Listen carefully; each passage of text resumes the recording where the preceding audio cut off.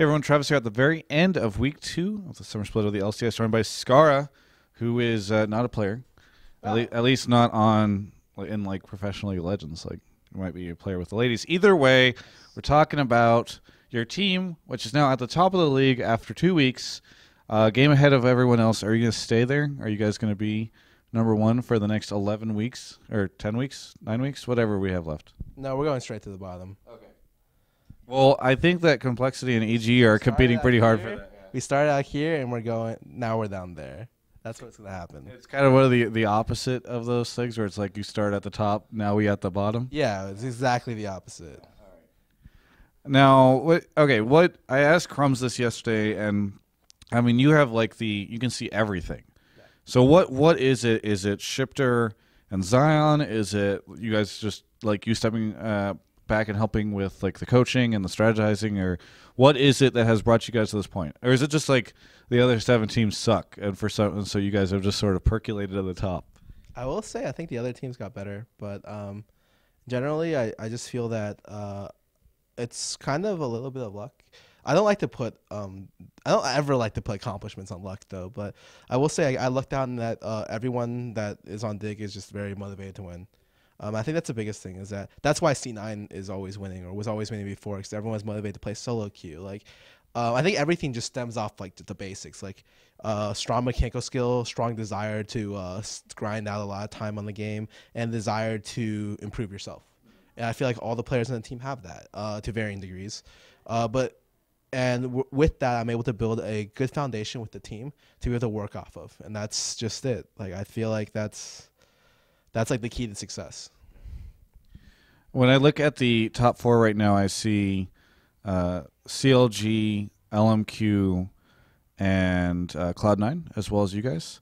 A lot of people predicted LMQ to be top 4. CLG, C9 been around there for a while. But this time, you guys are there instead of TSM. Do you expect TSM to stay bottom 4, with you guys staying top 4? It's really hard to say. I think in terms of future predictions, I expect CLG and C9 to be able to make it. They're definitely going to be top 4 teams, and so are we. And so the last one to join is going to be LMQ or TSM. Yes, that's what I think. LMQ or TSM. We're going to see if they fight it out. And this isn't to like shit on Curse or any of the other teams, but I just feel like at least right now, and then the next 2 weeks, I don't feel like there's any way any of the other 4 teams can make drastic improvements to shoot for top 4. I think Curse is the closest to breaking into the half of the top half, but it just depends on them. And I feel like to a degree that Curse really needs support staff. If they're able to get people who can have the players focus on the game and just play it out, that's like where they'll improve the most. Yeah, what has the atmosphere at the Dignitas house changed dramatically from last split to this split, or is it pretty much the same? It's just like you guys have some there's more support staff and also different players. I think the atmosphere has always been pretty good. I think before maybe there might have been issues with like just people hate losing. Like everyone on Dig hates losing. And in the history of Dignitas, there hasn't been a single player who's been okay with losing. Yeah. And it just shows, like, frustration shows. And now that we're winning, and whenever we're winning, like, everything's going well. But I feel like that won't decrease even if we start to drop a few games, or a lot of games even. I feel like everyone's still driven to improve, and driven to not only improve but also realize that everyone around them is there to back them up. I feel like this is really like one of like a really well-rounded team. I guess is just how the best way to put it. I forget who it was. I think it might have been Crumbs, actually, who was saying that he feels as though CLG might be the biggest threat. It might have been somebody on Cloud9, I forget. Either way, somebody in one of my interviews said that they were looking at CLG as being the biggest threat right now. Is that something you agree with, or are you looking at like Cloud9? Well, right now when we play against CLG, they typically give us the biggest problems because our bot lane's aggressive, but their bot lane's also aggressive. And what happens when 2 aggro bot lanes meet each other is that's just happened. And so what happens is typically Afro and Doublelift just get the 1-up on my bot lane, probably 70% of the time. And then it just causes bot lane to fall into a chain reaction of going like 0-12. and the games close out really easily. Whereas I feel like CLG against other teams, like Curse's bot lane is known to not be as aggro. And so at most, Doublelift gets like a CS lead or like a kill lead, but that doesn't transition to like him like snowballing out off the face of the earth. So when we scrim CLG, the game should have decided very, very quickly. Whereas other teams, they're like they could win as well. So I feel like that's why we have a pretty bad scrim record against them, is because the bot lane hasn't been able to just like it's taking a while for them to like wrap their heads around how to beat them. And I don't think it's a playstyle change or any sort of that. I just think Doublelift and Afro are extremely strong and probably the best bot lane right now. And so every team is trying to work up to their level. Baron has always been an interesting objective for you guys. Talk to me a little bit about that after today and everything. Well, I try to tell my players not to be results based. Like for instance, after the game, Cutie Pie was like, "Oh man, like I thought we had it." And I'm like, "Yeah, you probably could have had it, but you shouldn't have done that." He's like, "What?" He's like, "What do you mean?" And in his mind, it should have been like, okay, well, Crumbs and him could have secured the Baron, but after securing the Baron, what would have happened is they would have both died. Like the end result wouldn't have changed, except for Baron would have went to our team instead of their team.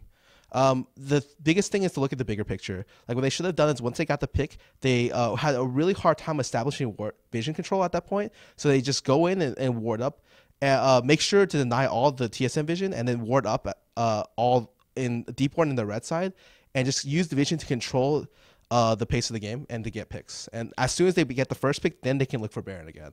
But they got really greedy with the Baron call, and it just turned out to bite us in the ass. Like we lost a 3K gold lead off that because we lost not only Baron but also Dragon. I know last split you spent a little bit of time as a coach, obviously coming back in. Now you've been coaching for probably about a month now. How much do you like? What's that experience like for you? Do you enjoy it? I don't know, like generally speaking, is it something you plan on doing for a long time? I actually have no idea. It is enjoyable to teach, but the thing is, I don't know if it'd be enjoyable to teach like a team that's losing as well. Like, I just get along really well with the team, and I feel like I can coach this team better than I can coach other teams. Like, for instance, if Kirsch or someone was like, look, like we'd like you to coach this team, and here's $12 trillion, and I'd be like, okay, let's go. But I would immediately tell them that I wouldn't be able to coach their team as well, because the way I coach my team is because I know the personalities and what makes people click, like their motivations, just how they play, how they want to play, how they react to certain different things a lot more than I do to other players. And that helps me as a coach tremendously. Does Odie know that you would sell out so easily just for 12 trillion? Is he aware of that? That's just you just leave? Yeah, I think Odie would encourage it. He just asked me for like 1/10 of that probably. Okay, you'd be like, yeah, it's cool, just share some of the love? Yeah, absolutely. I give some to the team, of course. Yeah. He's like, that's fine. Just spend that money buying out Dignitas for a lot of money. I'm sure he'd be down with that, and I can like buy out my old team too. So then it'd just be like 2 teams, and I'd rename myself like the Horde, and I can skip ride system as well, right? Yeah. Like this is the plan. You just need that curse money. Hit up Steve. Other than that, I did see on Twitter, Odie said that you guys should take the team out for dinner to celebrate. Any idea where you're taking them? Recently, we've found a really good Peruvian restaurant. Actually, it's got some really really nice food, and I know Crumbs is really into Latin food, as well as a lot of other of our players, and it's actually very very vegetarian friendly. And so I'm thinking there, like it's really really good. Or we can just blow like an insane amount of money on sushi because we have one of the best sushi places in the state, I think, and it's insanely good. So what are the names, addresses of those places, and what time do you think you'll be there? Tonight, and I would not like to share. Actually, this will come on after the information, right? Yeah. Okay. But I mean, I'll just tweet it out. Well, impromptu Dignitas fan meet. I can say, I don't mind sharing like the location of the sushi place because it's where what Long Beach is famous for. Actually, it's called Kashiwa, and it's probably some of the best. It's the best sushi I've ever had. Is it on 2nd Street? No, it's in some random area in the middle of nowhere, but it's the most quality sushi I've ever had. But you're keeping the Peruvian place a close held secret? It's just that like it's in some random area. I wouldn't even know where it is. You seem to not have a very good like geographical understanding of the Long Beach area. Right. I don't need geography to coach my team. It's not like I need to teach them like where stuff is. I'm just like that was like map awareness. No, I only need to know the geography of the Summoner's Rift, and everything else is unnecessary. You have any shout-outs, plugs, anything you want to say here at the end of this interview? Just all the sponsors, WE, Alienware, Intel, as well as the rest of our sponsors. I really feel like I don't want our fans to go into like another heartbreak, like where we lose a bunch after we win, and I'm here to prevent that from ever happening. So I'm not idealistic enough to assume that we don't lose another game the whole split. But I'm definitely here to make sure that when we do lose, we learn a lot off of it. Make sure that we try our best to be the best team in NA. I think right now, from results alone, we are the best team in North America. But that can quickly change. And if we get complacent, we can quickly drop. And so we're just gonna be playing our best. And I will make sure that they play their best and can only have to concentrate on the game, because if they can do that, if they can do their own thing, and I can make sure they can do their own thing, they'll excel at it for sure. So the Dig hype train might go over a couple bumps. You're gonna make sure it doesn't get derailed. Right, like the CLG train. Is that gonna happen? No, I have no idea.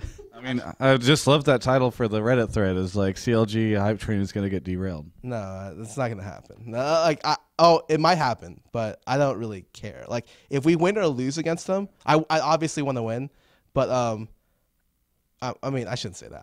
I want to win. Like we're gonna win, but they're a really hard team, especially for us to play.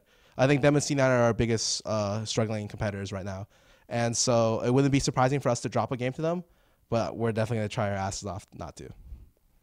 Check out the rest of our coverage of all things LCS at ongamers.com.